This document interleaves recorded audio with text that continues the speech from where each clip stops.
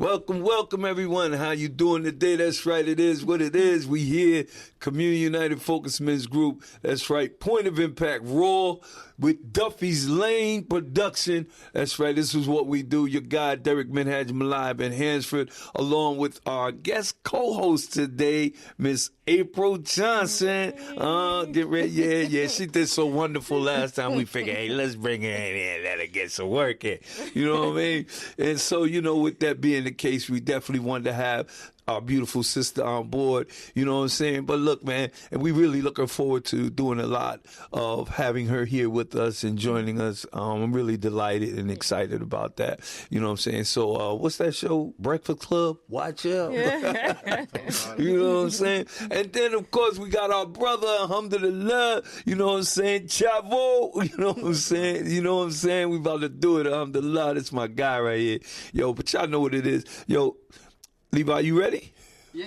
Yeah. Going Okay. right now. Yeah, all right. Yeah, we are. Y'all know how we do. We authentic with our thing here. But listen, we're gonna let Chavo introduce himself right now, and tell everybody who he is, what he's about, and then we're gonna dive in on him on some questions here and there. But y'all know how we do, how we get down. You know what I'm saying? So look, and if you're watching live on Facebook and you have a question for Chavo, just send it in, and Levi convey it to us, and we'll ask the question.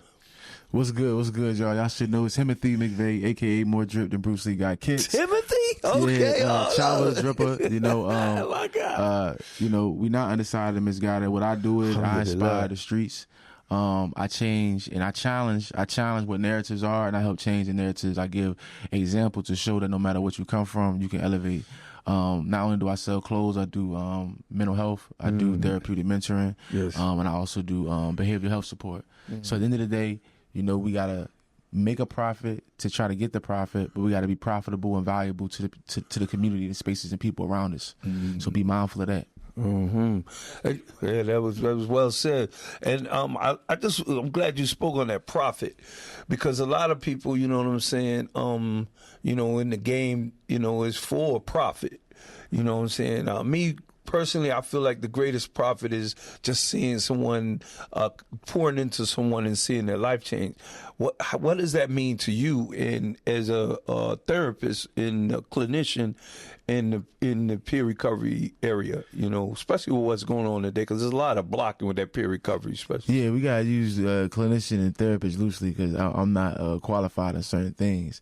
But I'm glad that you brought that up, and this is probably going to be something that for the whole 2026 people should really dial in on.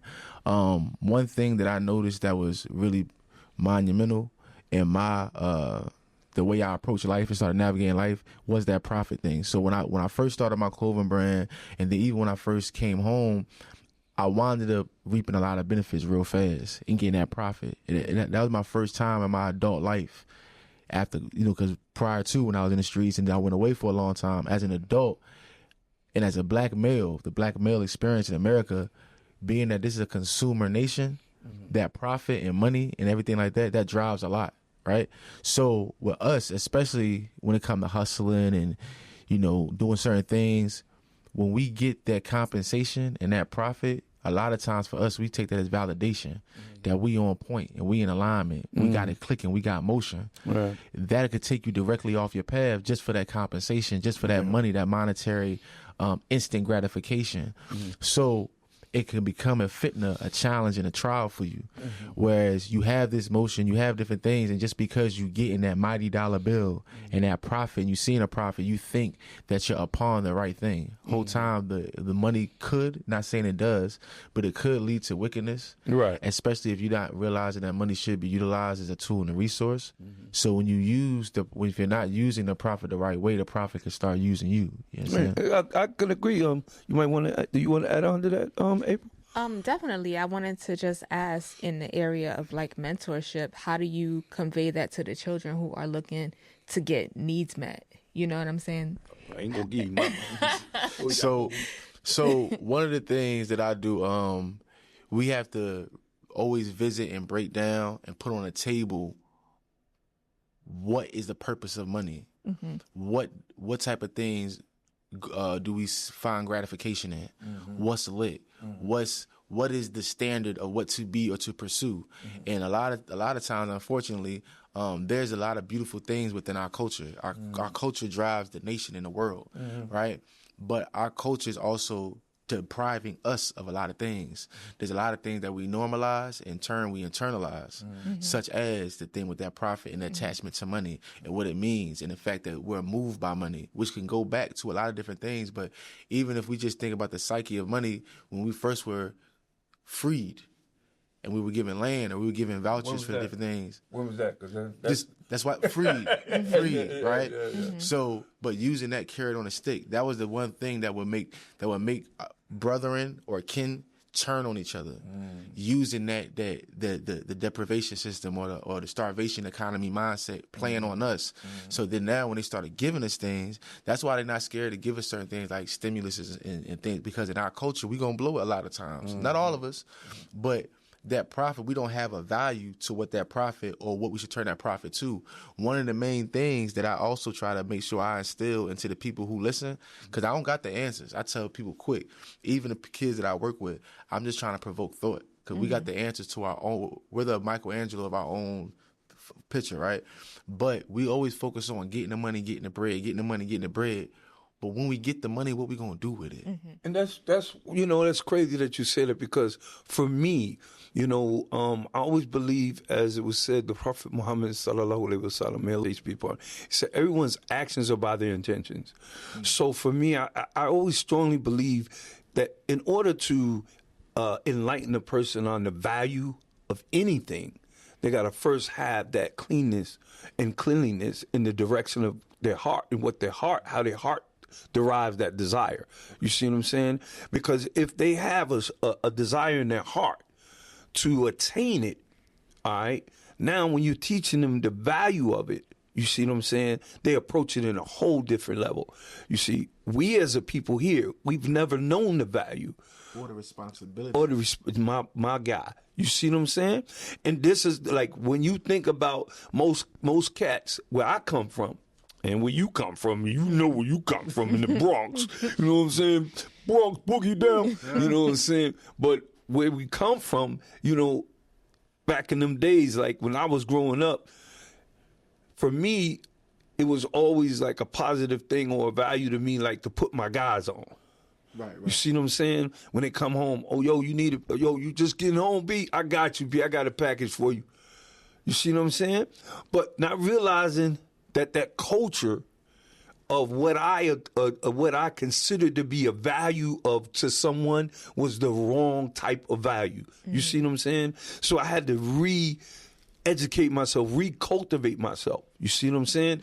And this is something that I love what you're talking about, because a lot of our youth, they are being misguided in the culture of the dollar and how the dollar should be manipulated and used, you understand, in order to benefit not only yourself, your family, and your community. You know what I mean? So that's the real token of what, when people, they don't realize, when you're out there and you're earning that money, it's a purpose. And the purpose is not just to, live the glitter and glory of life. You see what I'm saying? Because this is gone. When you leave this earth, I don't care how much profit you think you've made, you ain't taking none of it with you. And the only thing that you're taking with you is your words and deeds. And the only thing you're leaving behind is your words and deeds. And I guarantee you, any of you can test this if you want. So you can go ahead and jump off the George Washington Bridge and watch how many people, if you can have somebody record, how many people go. If you can really. Also, don't do it. Don't do it. Do not do it. I'm saying this hypothetically, you know what I'm saying? But I'm just trying to get people to understand, like, you have to realize that it all starts with changing in your heart and getting your vision in line and understanding what values are. You know what I'm saying? We give people new opportunities. We provide them, they go ahead and they genderify in the community now, right? They're taking all these people, they take them out of what they consider to be projects.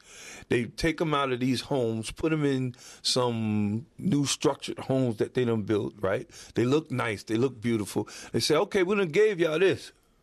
Now, we expect you to do this. How can you expect somebody to do something that they ain't been learned on how to do it? I got something. Come on.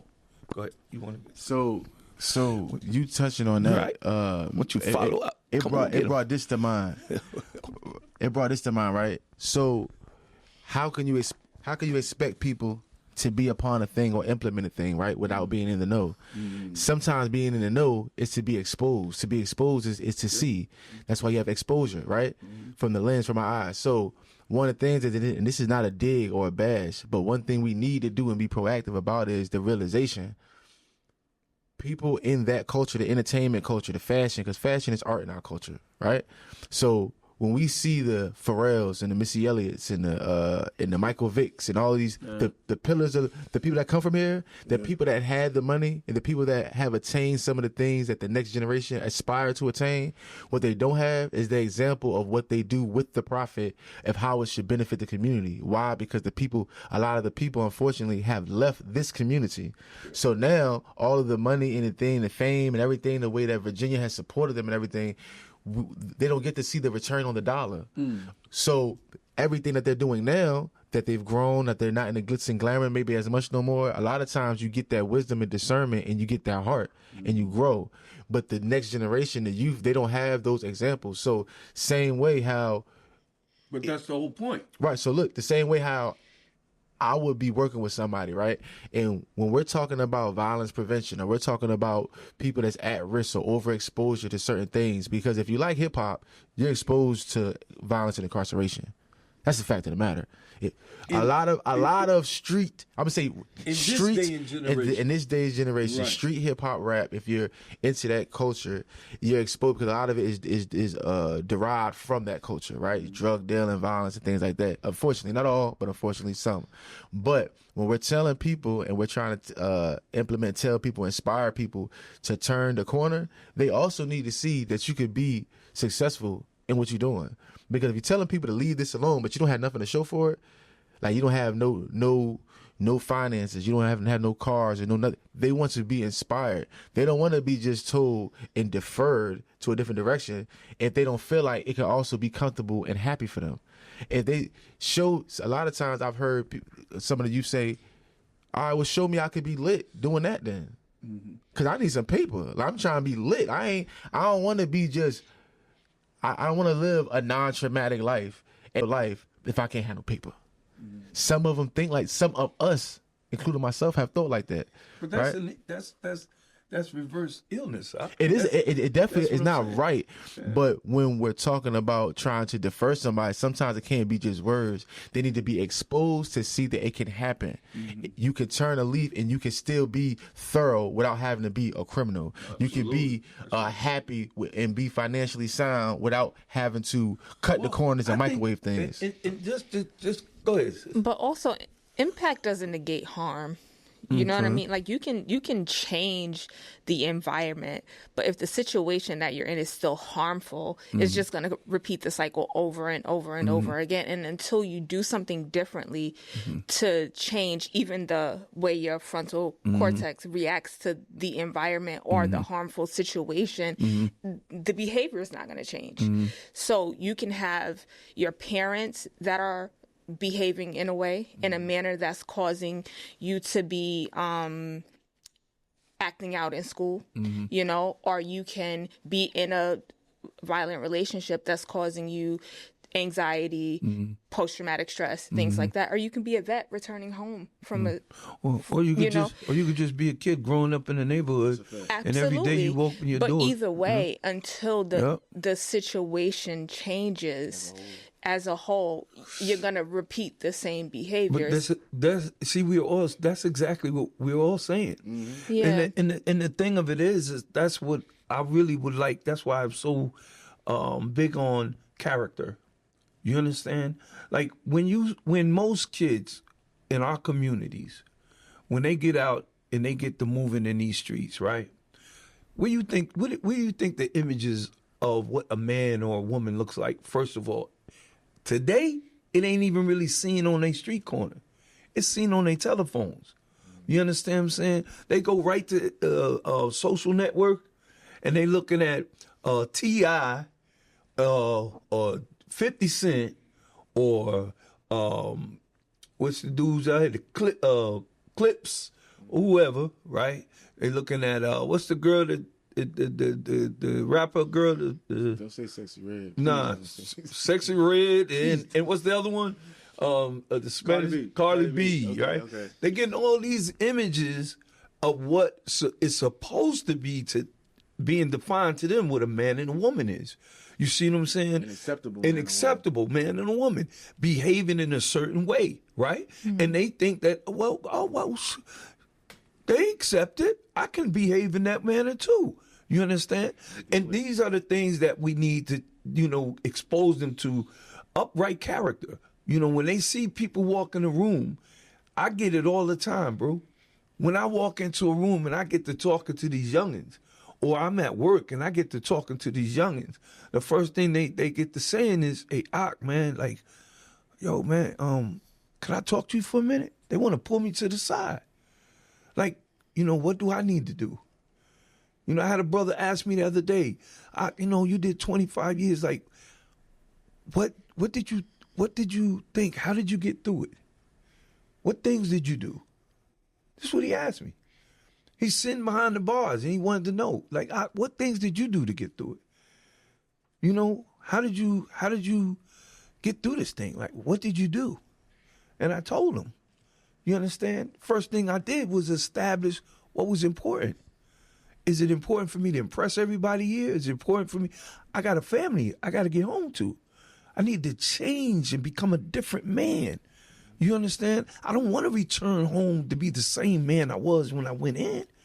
You understand? That was for me because I seen all the interpretations that I grabbed a hold was the wrong interpretations of what a man should be.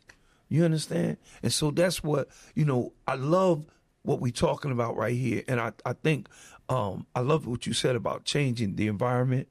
You know what I'm saying? And I think that's where we need to be responsible as adults to get out here and make sure that our children are seeing a different light of life than what we saw.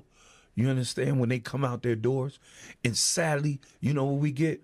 Man, I ain't got time. I can't deal with them kids out there. We also have a responsibility too, though, as adults, to teach our children that these people, even the people that you just mentioned, are just that, those simply people. That's right. And we don't know actually their characters outside of what they do. What they're doing online. And so one thing I do know when I do talk to the young people, I do remind them that action builds character, outside I disagree of, with that. you can. Action builds character? Yeah, your actions do build character. Your actions exemplify your character. Either way, Okay. it helps to mold who you are. And so on camera or on social media or on Facebook or public display. Yeah. Like we don't know who these people are behind, the scene. So I do try to make it something that I recommend that they do is always have a good heart posture. You know what I'm saying? Because that is going to carry them. But that's what I'm. That is going to carry them. How do they get to attain a good heart posture when everything presented to them, is not? No, that's the point of continue. Like you have to continue to talk to them because they're children. Because I'm talking about children here. I mean adults. Yeah, we ain't that. What can we do? Yeah. But children, you're gonna have to continue to talk to them. Having You're that gonna have to conversation. continue to remind them Yeah. that what they're seeing on social media is not always true. Exactly. Right? That's right. But as children, it is our responsibility to continue to remind them, continue to talk to them, continue to instill in them. Because we're the adults. We have to Reinforce take it. That's right. we have to take the That's good. responsibility That's in well it. said. Yeah. Reinforce it. And so, Chavo, what you've been doing in this area, like, how much is there a time that you feel like you're not making an impact, or you feel like, do you ever become a little discouraged, like, and question what you're doing, and whether you're making a difference? To be honest with you, I have a PhD in life in lived experience with certain things. I have the understanding that everybody can't be saved. you know, it's only going to be up to God and the law subhanahu wa ta'ala. A lot of times, say that again? it's only going to be up to God and the law subhanahu wa ta'ala. What you say before that? You can't save everybody. Can't save, and that's a harsh reality that could be. It should weigh heavy on your heart. But when you have been through so much, and you know, and you've lost so many people to your left and to your right, and you almost lost yourself in different circumstances, you're like, man, I know for a fact. No matter no matter what messenger came, the message was never received, right? Yeah. So with that, when I work with some of the kids, sometimes I have to say it with a heavy heart, even though I have certain calluses now in a way, and I tell them sometimes I have to be honest. Say, listen, if you are this person, this individual, you gonna lose, bro. Mm-hmm. But we need janitors. Mm-hmm. We need fuck-ups. Mm-hmm. You know what I'm saying? We need people that's in the way. We need clowns. We don't want them, but that's the way society is, and the way that's how want them. We want them to be able to decipher, for it to be a balance. I mean, really, like, do we not want them to be janitors? Do we not want? Oh, right. You know what I'm saying? Like, we definitely need it. So everybody has a place. So with that.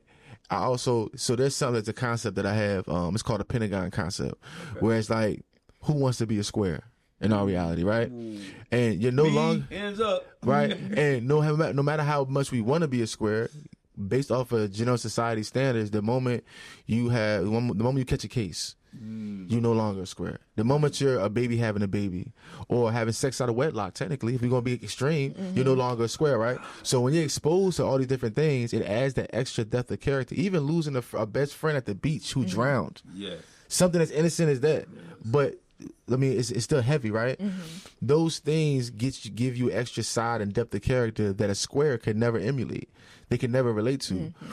But no matter how hard you try, because you have that experience, that blemish, that extra side, that depth, you'll never be a square. But when you add the extra side, you become a square-ish figure. But when you add an extra side to a square, what you get? A pentagon. And a pentagon's a square-ish figure, but it's square enough, but it's not a square, right? But it's still got a 360 degrees within it. So with that, you know, when you're not a square, the standard of living and what you can do in the tolerances within the universe and that God gives you is going to be different. You have to move different.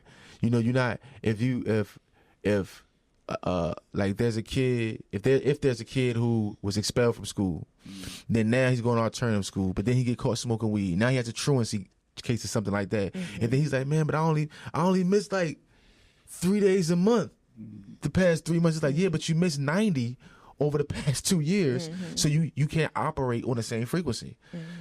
And if you don't change, can't nobody save you. Your mama can't save you. Your dad can't save you. You got to save yourself. You got to take it to God. And I hate to sound so cliche, and I never really understood what that meant. And even though that would take it to God, give it to God, and our parents or our moms or our elders or people with good guidance give us that. But when you're on the wrong frequency, though, it don't come in. When you're on AM, FM channels don't be working. Even the understanding of giving it to God doesn't mean that you sit there like a mummy waiting on God to come mysteriously and move things out the way. It takes action, change. And action, as we know in what is that, the 5 stages of change? You know what I'm saying? Action is actually the evolvement of change. You know what I'm saying? Change begins with what? Change. So people have to change people, places, and things. And I always tell people that the reverse of the success of that is being in the right places with the right people, doing the right things. And this is how you grow. You know, you manifest growth. You know what I'm saying? The sad thing about it is I like the idea of the individual going into prison or the individual getting caught with a crime or get caught up in crime. Yeah, you are the square. I like that idea. You see what I'm saying? Because that's the whole premise of what we need to be rectifying in our community. It needs to be something heavily frowned upon when you go to prison. When you are youth and you get caught up in all kinds of criminality. You understand? You need to be felt like you corny. You need to be felt like you a square. You need to be felt like you excluded. Because I'm going to tell you something. Most young people, as I know, when I came home from juvenile detention, when I came home from prison, it was celebrated. It was celebrated. And not only was it celebrated in the form of, yo, you know, we gonna glitter you and glow you. You understand what I'm saying? It was celebrated in the sense of, yo, you that dude. You know what I'm saying? And these type of stigmas that we carry in our community need to be rejected. Negative narrative. Yeah, it needs But to be rejected. how about we deal with them before we get to that, though? Because what happened to like rehabilitation prior to, you know? Yeah, that's absolutely, Yeah. Yeah, absolutely. Come on. See, Absolutely. and I'm with you on that, basically because I had to get off and stop early, in the sense of, although the square aspect, it should be frowned upon, Jill, but to be honest with you, and I know it's going to be at least a 1% that agree with me, I needed that drum. Me personally. Like the only other alternative was out of here, right? So there's certain people that have a great destiny. But that's my point. You realize for yourself that this ain't a step into manhood. Nah, this Once you got right, there. once you got there. Once you realize, that's what she's saying. See, once you got there, it became corny to you. Now the reality, you know what I'm saying? You was like, man, hold up, man, y'all tripping. This ain't cool. It became uncool, especially when, you know, I know a lot of people that's been through the circumstance understand, and I know a lot of people that's never been through it see a lot of things on TV. But in the real reality, in certain maxes and things where it's 3,000, 4,000, 5,000 inmates in there, and everybody got violent crimes. Yeah.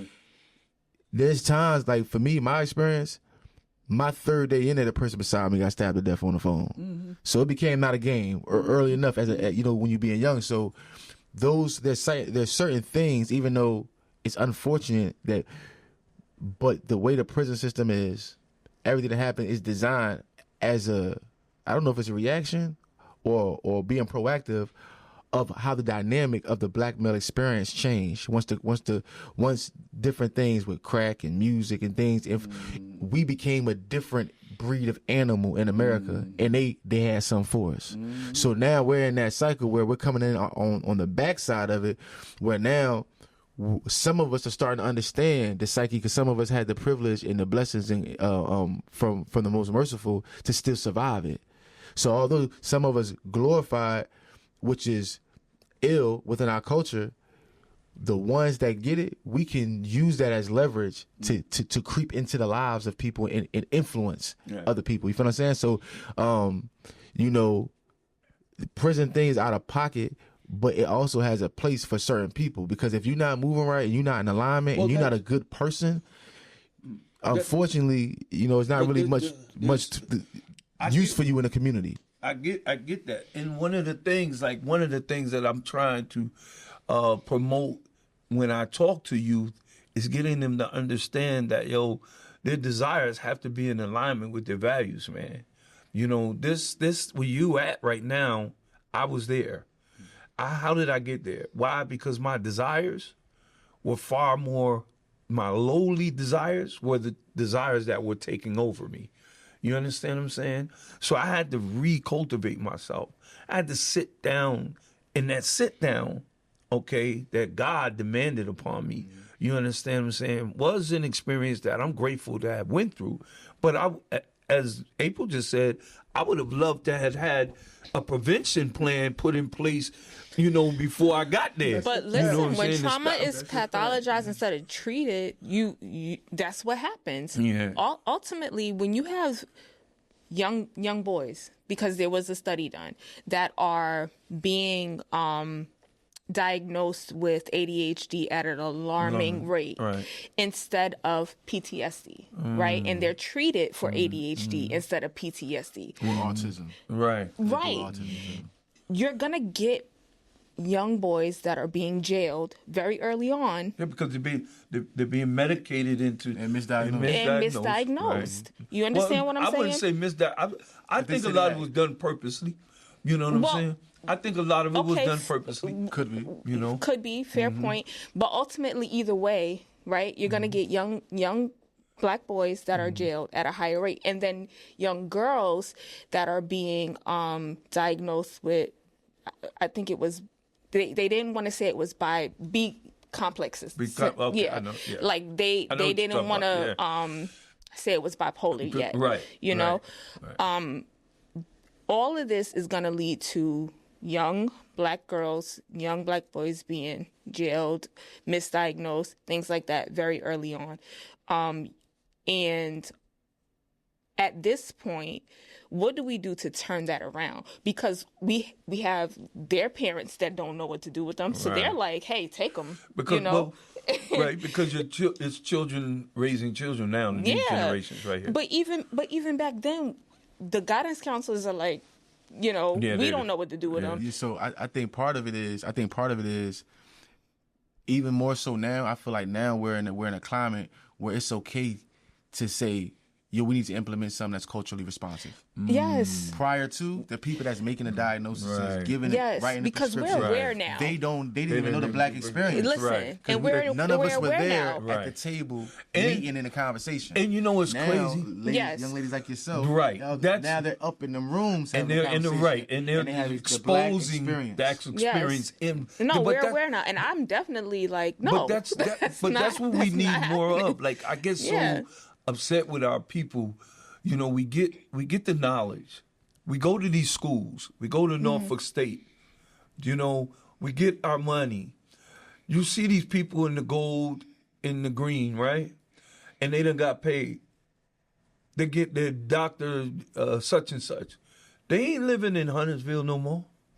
They ain't living in Diggs Park area no more. Nah, they got out of there and they done moved out, right? And then they just leave it abandoned. Versus in their practice, they don't want to accept Medicaid. Right. They only want to treat the private insurance. Right, the private insurance. And then, no, this is the crazy part. But then they come back to the schools and they're invited back to so-called functions and celebrate it.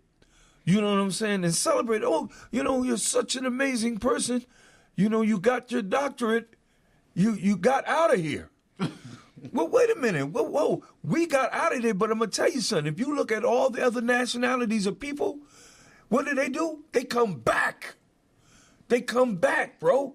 They come back. They actually come back and live in the house with 5, 6, 7, 8, 9 family members. You understand what I'm saying? So what you just described is called civic pride, right? And that's something that's on because Virginia Beach is like the center point for all the surrounding cities. Like Virginia Beach, the model for monies and attractions and everything, because all the money it generates, right? The thing is, in Virginia Beach 2030, which is a document where they have everything that they plan, all the businesses, how they want Virginia Beach and the greater Hampton Roads to look. The number one thing they promote is civic pride. If you want a grant, you have to describe how civic pride is, because they promote for everybody who leave to come back. Right. But in our community, we pushing up. What boy, you turn 18, you getting the hell out of here. Don't come back here. And another point y'all we were just talking about, I wanted to piece on. I had when I was away, there was a lady who had a conversation with me, and she described a point to me. And she was like, I see you. They had the basics of what our charges were, but not the details of the case, right? So I think I was in like maybe violence prevention, impact of crime, something like that. And she was like, well, you have gang involvement. And then she turns around and says, have you shot somebody? And she was like, "That's a trick question because you're here because your case you're here for that." She said, "Let me tell you something." She said, "My husband, her husband did 2 tours in Iraq, right? Her father was the chief of police, and he had been in the police for like 27 years, right? And then her brother-in-law was the head of the fire, whatever.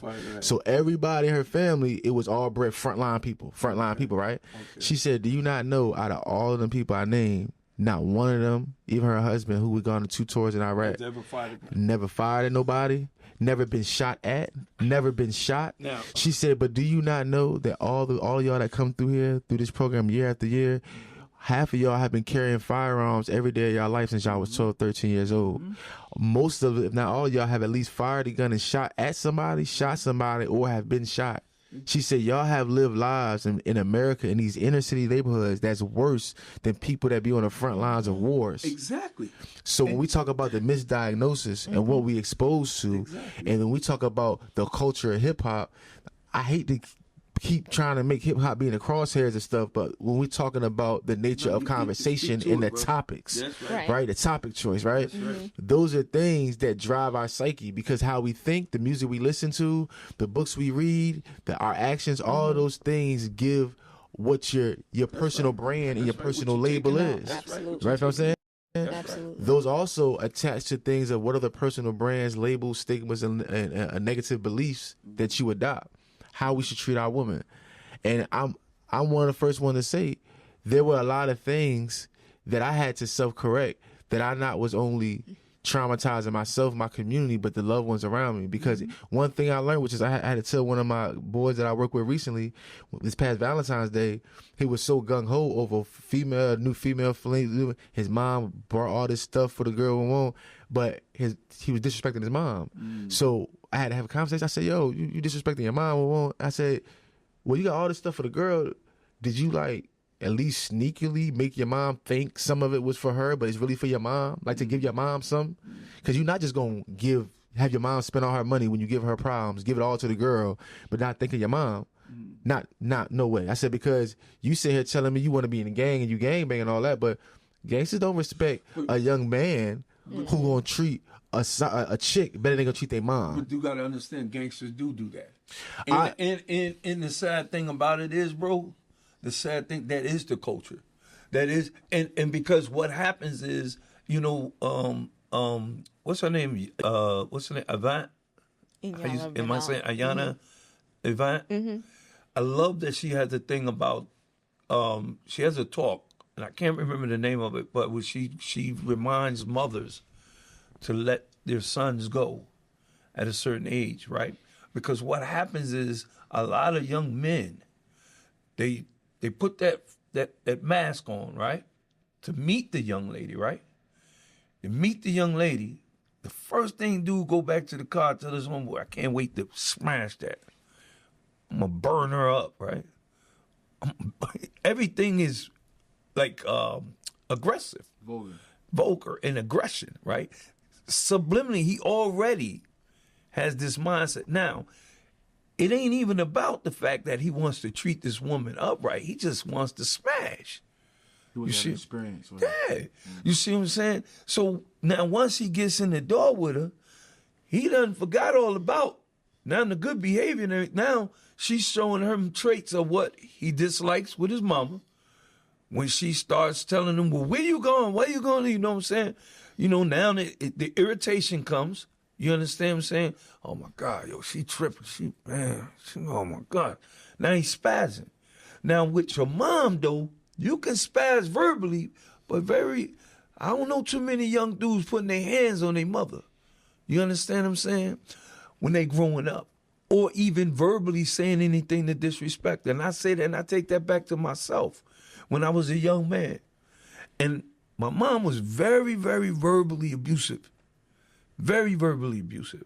Not in the sense of cursing at me, but bro, my mother would, when she, Derek, embarrass me, in public. Like let's say if I was in this area here and she couldn't find me, she would call my name so loud, and then when I would pop up, she, get over here. You understand what I'm saying? And it would, as a youth, I can always remember feeling belittled or feeling very lowly, as I would think my mother would look at me in a very negative way.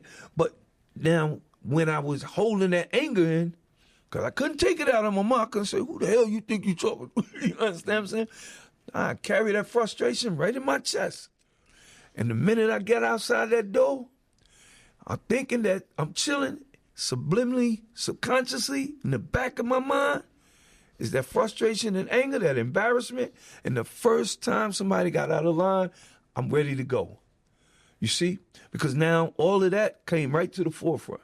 So these are things this behavior where these young men are reacting to women without having knowledge of their emotional intelligence, you know what I'm saying, and things like that. This is why I always say we have to start implementing processes where we can recultivate and re-educate our youth with teachers, with people who look like them, with teachers and people who know their experience. You understand? And subscribing to a new experience. Yes. Like, one thing I was telling him earlier, I like fishing. We got 5 minutes. I fell in love with fishing, right?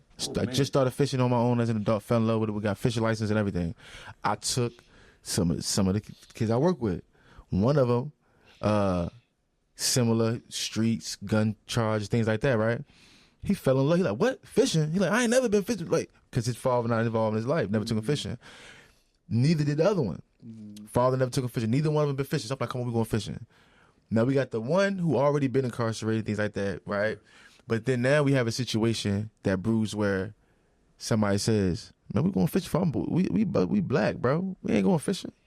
I said, hold on. The original, let's go back to original man, the Americas, Caribbean, like we kind of started fishing. Like that's not something that we stole. We started fishing, right? So then People fish for a living. Yeah, then it goes to sometimes they be like, man, I need my pole. You need your pole to go fishing? He ain't talking about a fishing pole. Yeah, He talking about a hammer. Then that goes to so I say all that to say the things that are healthy or things that's enjoyable, different experiences for them to do, to be exposed to. I mean, because because when it comes to like one of the, in that type of circumstance, one thing that stood out to me was, I said, people who have everyday chaos and mayhem in their life, when you have the opportunity or somebody introduces something of peace, you usually fall right into it. But when you don't have it, but you have it in your mind or it's on social media, you try to find every time and space and opportunity to create the mayhem. Because you could be an individual that lives in a nice big house, put off in a cut and all that, but you want to gangbang, sell drugs, you want to do all these things, and it's not even in your everyday life, but you're attached to it. So then now, because that individual, like, when that person wants to attach themselves to the mayhem, to the chaos, they create that type of environment for themselves. You know what I'm saying? So, but just having the different exposures and things of what's regular and what is acceptable and what should be, because I don't really know too many people that's really been in the streets or exposed to trauma or PTSD and everything that's gonna turn your nose up at fishing or something peaceful or something where that trauma is not attached to it, where they can get away. Right. But I oftentimes, just from even just, you meet a guy from, like, bro, you're not even really like that. Why are you doing that? Why are you making yourself be subjected?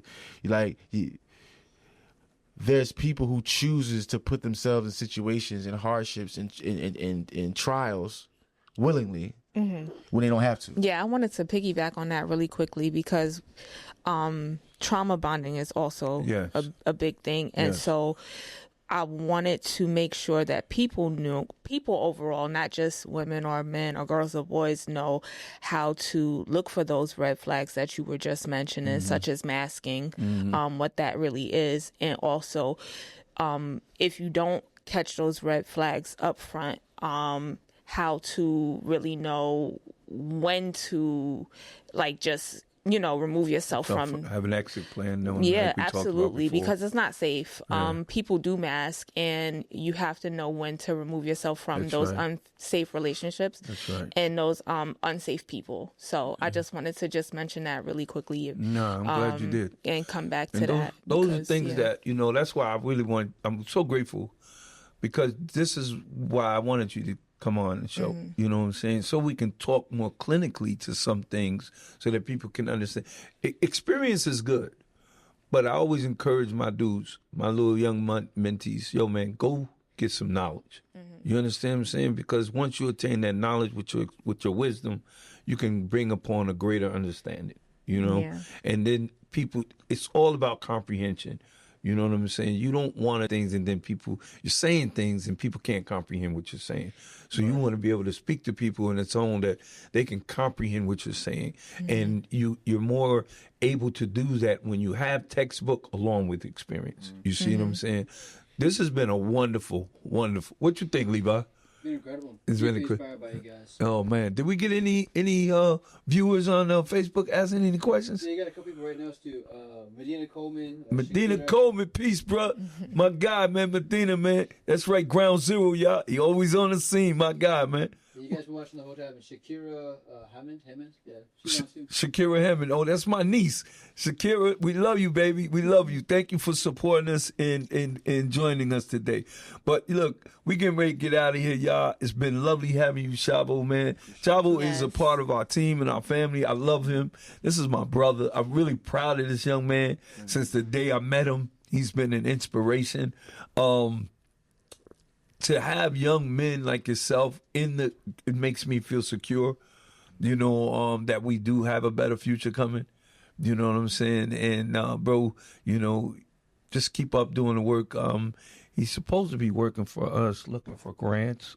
But but anyway, this is my guy. But where can people find you, brother? Where can they find you? You can find me. My Facebook is Virginia Virgil. I am the Virgil of Virginia. My Instagram is Chavo the Dripper, Chavo. Change Your Narratives Now. We also have a Facebook page and things of that nature. So just get with me, follow up. Sometimes I only exist online, like AI. Other times when I'm needed, I definitely like to connect with the people in the community. So please send me opportunities, ways to connect, ways I could be impactful, and ways I can inspire the streets in any and every neighborhood. And please, you can find me in April, right, on Point of Impact Raw, Duffy's Lane Production. Subscribe on YouTube. Go check us out. You can send it. Yo, man, I'm telling you, we got some hot stuff coming. We got some wonderful people coming. Next week, we hope to have my guy Clarence come through in the CBA of Virginia. You know what I'm saying? He's going to come through and talk about some things. We're also going to have Brother Zoe come through and talk about the jewelry business and his plight in mental health, which he's pursuing right now. Man, I'm really grateful to have him coming in and talk about his pursuit. But listen, you can reach out to us. April is going to be joining us more often. Right now, she holding back a little bit, but we're going to be clashing, y'all. So get ready for it, because this is my girl. This is my girl. This is how we do. You know what I'm saying? And we just this is what it is. And it's wonderful. I've been so grateful. Big ups to everybody that joined us today. Look, man, take this time right now, right? Do something, man, that will benefit you in this life and in the hereafter. It's something that will benefit your family, man. And most importantly, something that will benefit your community. All right? We love you all. Stay tuned to us. Join us again next week. We're going to be on Wednesdays now. Wednesdays, we're transferring over from Thursdays to Wednesdays, and we'll be here joining you. Most likely, we'll be on live by 4:05. So join us. Invite your people in. We're going to be talking about some real things, That's huh? right. We're going to be getting them. Yeah. All right. Yeah. You see, she already got plans to come for me, man. But yo, y'all join us, man, and we look forward to seeing you again. That's right, guys. Point of Impact Raw, Duffy's Lane, y'all. This is what we do. See y'all next week. All right, love. Fantastic, yo. Appreciate you. Yeah, that's hot. That was good work, yo. Oy. Beautiful work. Appreciate you. I said number one, don't do it. I was using it like I was being Find camera. another example.